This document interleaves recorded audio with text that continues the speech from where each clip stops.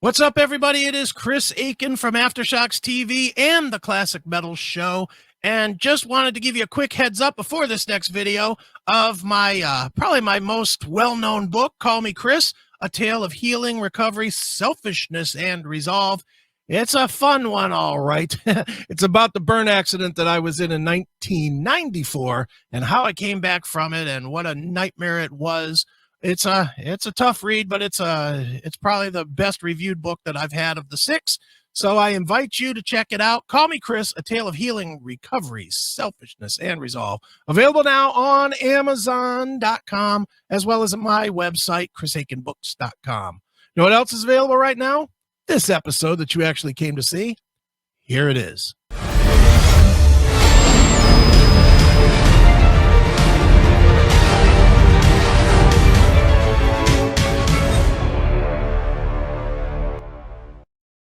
It is Aftershocks right here on AftershocksTV.com. And joining us today, I just got to say, legendary band, legendary guy in the band.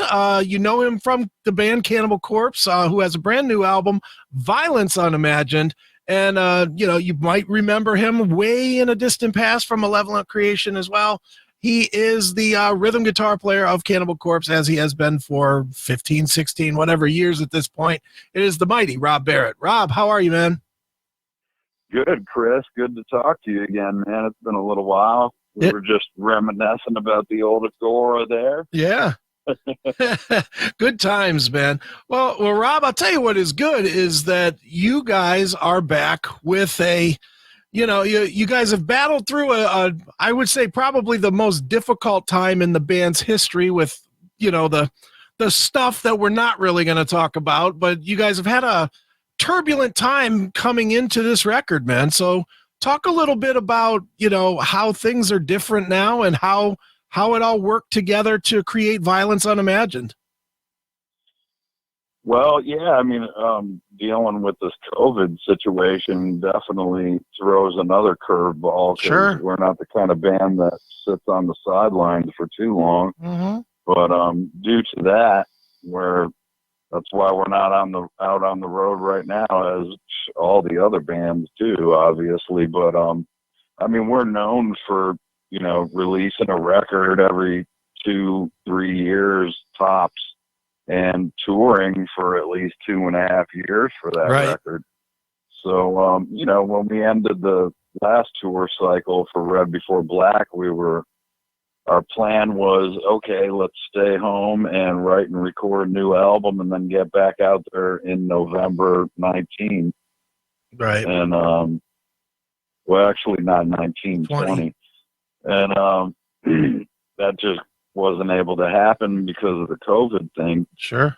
So, yeah, I mean, we wrote the record and recorded it, had it finished by June last year.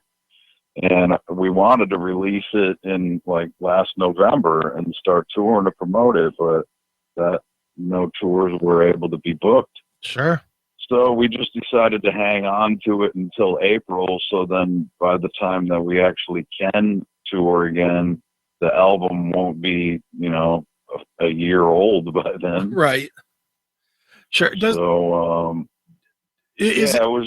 It was difficult to decide on letting the record out yet or not. Sure. But, I mean, I think it works out well because now we released the single last week and everybody seems to be pretty stoked to hear the new album. So I think it'll be worth the wait.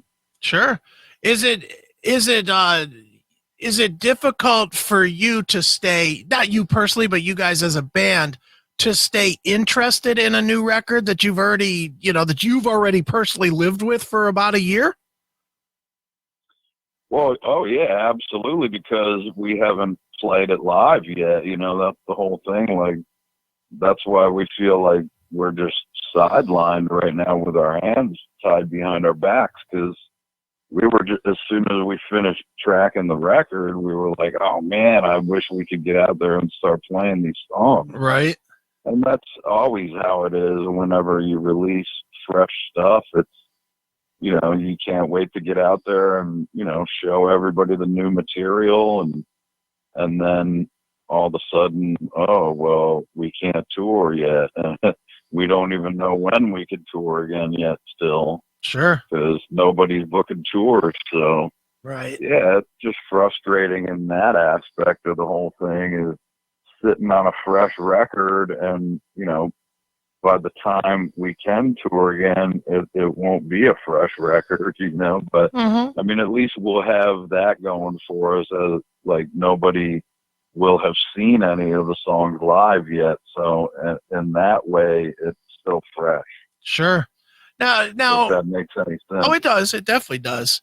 Now, Rob, I've talked to a million bands about once the world decides to open up and you guys can get out and play. And a lot of bands are definitely worried that because of COVID and because of the shutdowns, a lot of the venues that they normally would play are not going to be there at all, are just going to be closed for good, as well as every band in the world is going to be out touring at the same time. Now, you guys are obviously the top of the heap, band number one when anybody talks about Cannibal Corpse.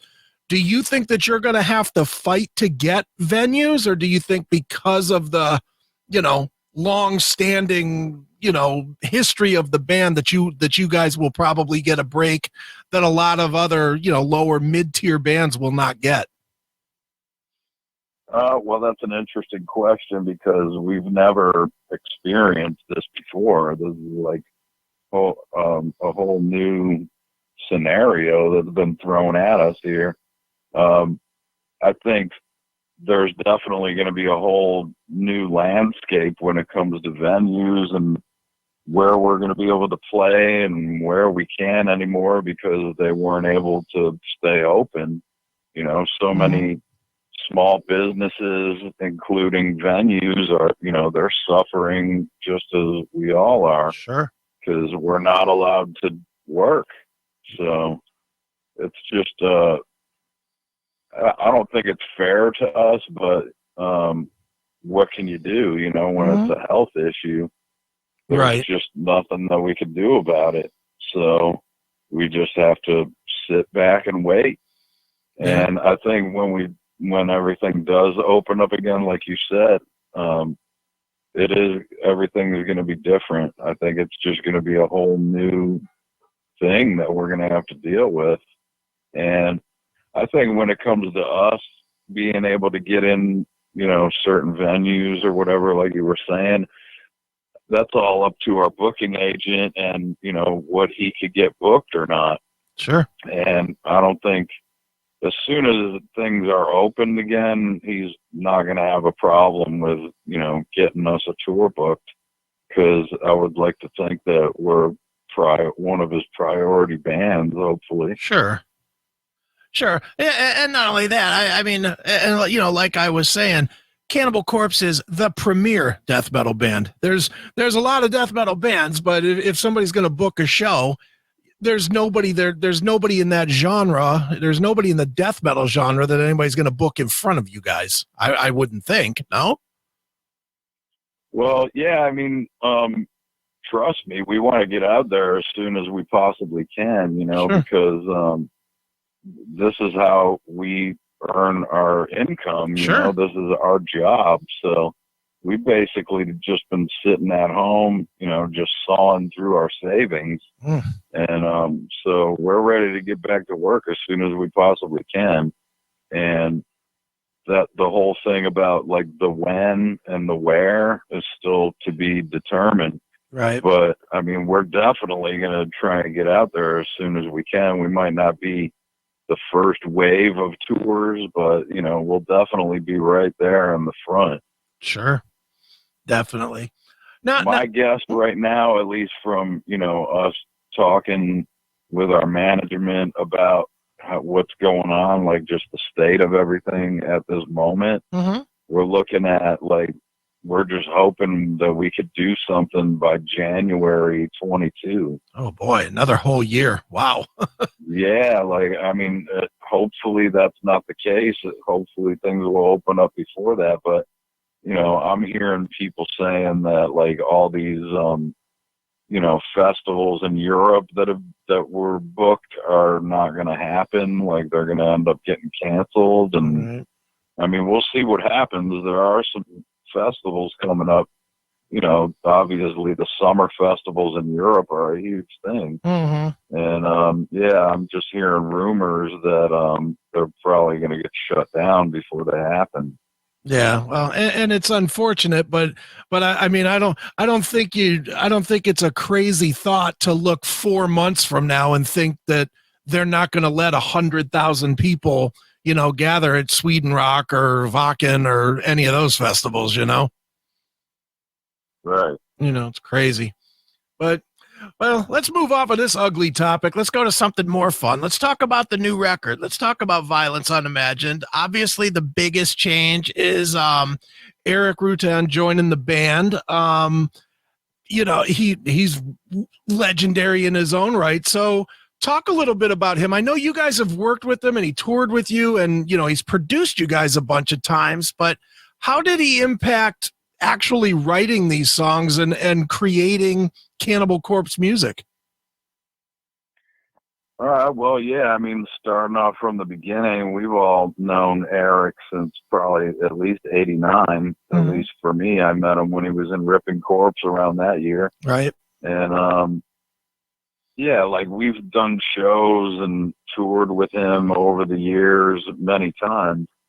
And he's just been a really good friend of ours for many, many years. And then when we started working with him, him producing the record, this is his fifth one that he's produced. And the first one that he's, recorded on, well, actually he did a lead on one of my songs on the record before Red Before Black. Okay. But like, this is his first one writing material and tracking a lot of the guitars. So it's a whole new element that we're definitely, quite content about. We had to make the best out of a bad situation that was thrown at us, and Sure. He offered to fill that spot. Definitely. And it's working out really well. I mean, like I said, he already had produced 4 records of ours before this one. Right. And on those records, I always was saying, like, I considered him to be the sick member of the band because that's just how it felt with him. Right.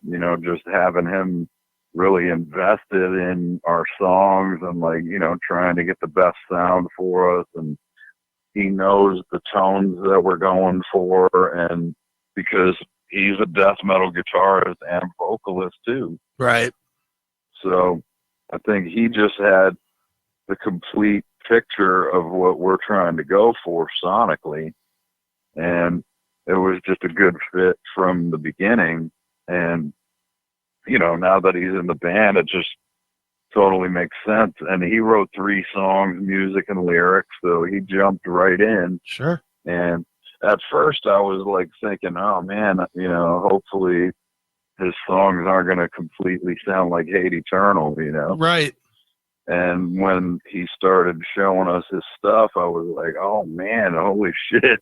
Like, it does sound like Cannibal Corpse, but you could just tell that it's Erik Rutan because he has his own identity when he plays guitar. Sure.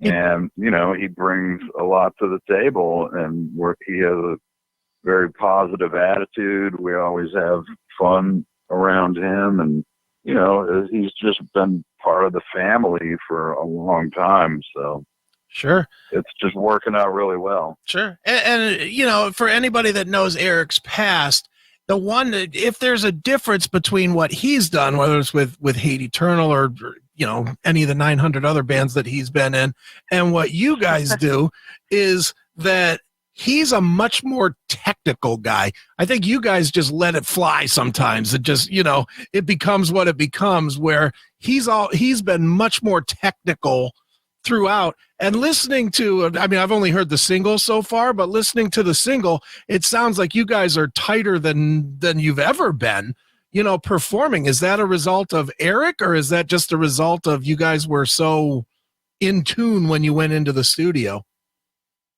Well, I'll tell you, Erik's like one of the best guitar players in the business, in Sure. my opinion, So, I mean, he definitely is a big element in the whole tightness of everything. And, just us all doing our jobs as best as we can. And that's what really makes it sound as tight as it is just us all wanting to be efficient in doing our tracks properly. Because you get a lot of bands that they kind of have this loose feel to them, like they're kind of not all together on the same page, like when it comes to tightness. Mm-hmm. But, I mean, we always try to make sure that everything's as accurate as possible. Sure, definitely. Now, oh, go ahead. I was just going to say, how you were saying Erik is like a very technical kind of player. Mm-hmm. I really look at him as he's a very melodic player, and that's what he's bringing to the table with his lead style is something that was not ever really there before. Sure. Because when you put melody into brutal music, as long as you do it properly, as long as it doesn't sound happy, melody makes for more memorable songs, in my opinion. Mm-hmm. And I think that's part of the new chapter of the band is like the melodic style that he brings with his leads. I think when you hear all the songs, I think that's like the biggest difference is the melodic edge to his leads. Sure. Which makes for more memorable songs, I think. Yeah, I agree. And you know what? Probably when I hear the whole album, I'll probably agree with you. Again, I've only heard the one song, and it's like, it's funny. I told your publicist, because your publicist is like, well, we're not releasing the album to press for another month or whatever it's going to be.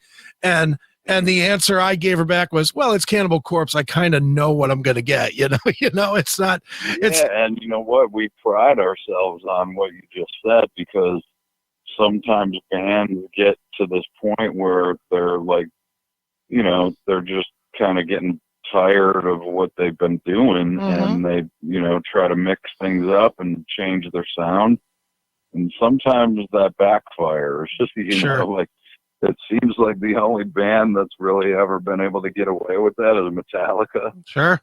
How they just kind of like reinvent themselves every 3 or 4 albums at this point. Mm-hmm. But for us, I just think, that's something that our fans are really still so loyal to us for, is being reliable. Like, what you're going to get before you even get it. Right. Well, I'll tell you what, I'll be sure to shit talk the band if I ever get one that starts with hip hop lyrics or something. How's that? Oh yeah, well, because I know that's never going to happen. Nice. Well, I'll tell you what, Rob, before we wrap this one up, I wanted to ask you just about something that I've read and I've seen you briefly mention in interviews over the year, but I've never really heard you explain it. From everything that I've heard about you personally, your guitar influences are mostly outside of death metal or extreme metal. It's guys like Gary Moore and Malcolm Young and guys like that. Is that indeed the case? And if so, are you comfortable really not using much of those elements into what you do with Cannibal Corpse? Yeah, well, I mean, influences to me are things that you have to take and turn it into your own thing. Okay. Like, if you use influences too directly, then you're basically just copying somebody. Fair. And I think with my influences, it's just from a different era, like, I mean, I love a lot of guitar players in death metal. They're all great players and, awesome lead players, whatever you want to say about them. But I mean, they're not influencing me to do what I'm doing. Like, I mean, they're definitely my peers and everything, and I respect them, but I get my influence from stuff that I grew up with. Okay. And that would be mostly classic rock and early metal. like Glenn Tipton, KK Downing. Those are two big influences just because they were like the first two guitar heavy metal band to me. And that's very important because when I saw what they were doing, I was like, in my mind, that's what I wanted to do. But I don't feel like I'm taking any sort of direct influence that you could hear in what I write, if that makes any sense. No, it does.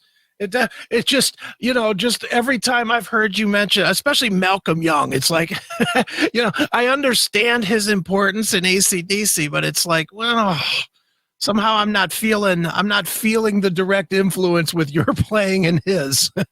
Oh, well, I mean, I could easily explain that. It's not anything to do with the playing. It's what he did in his band, Okay. You listen to AC/DC, and before the new record comes out, you know what you're going to get. Mm-hmm. And that's just something that I really admired about him. Like Angus was the flashy dude that was, wanted everybody, hey, look at me, And right. I just liked how Malcolm was like, you know what, I'm just cool with kicking it back here, Sure. Definitely. That's what I really respected about. That's my influence that I got from him. It wasn't necessarily his playing at all. It was his attitude. Sure.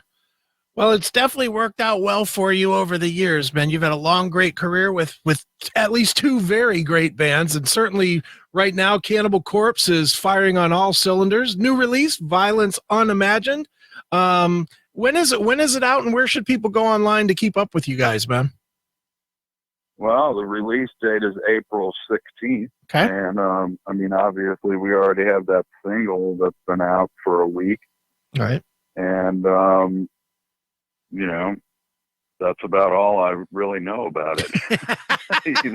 I'm just here to write the songs. You go and find them wherever you can. Yeah, just use the Google, right? Just Google Cannibal Corpse. You'll find you. Yeah, I'm not like this big social media guy. So right. All good, I'm man. Like stuck in the past when it comes to that. Well, as long as you're still writing these great riffs and these great songs, dude, no one's going to care, man, because it's all good. Well, I appreciate it, Chris. Thanks for the interview. Sure, no problem, man. Thanks for coming on to Aftershocks. Thanks for listening to Aftershocks. For more episodes, go to our website at www.aftershockspodcast.com. Visit us on our Facebook, Instagram, and Twitter pages for more news and information on the podcast. And be sure to subscribe, listen to, and review all episodes on YouTube, Spotify, Apple Podcasts, and all other podcast platforms. For your music listening pleasure, visit our website or go to www.shockwavesradio.com. For all comments and questions, please email us at info@aftershockspodcast.com.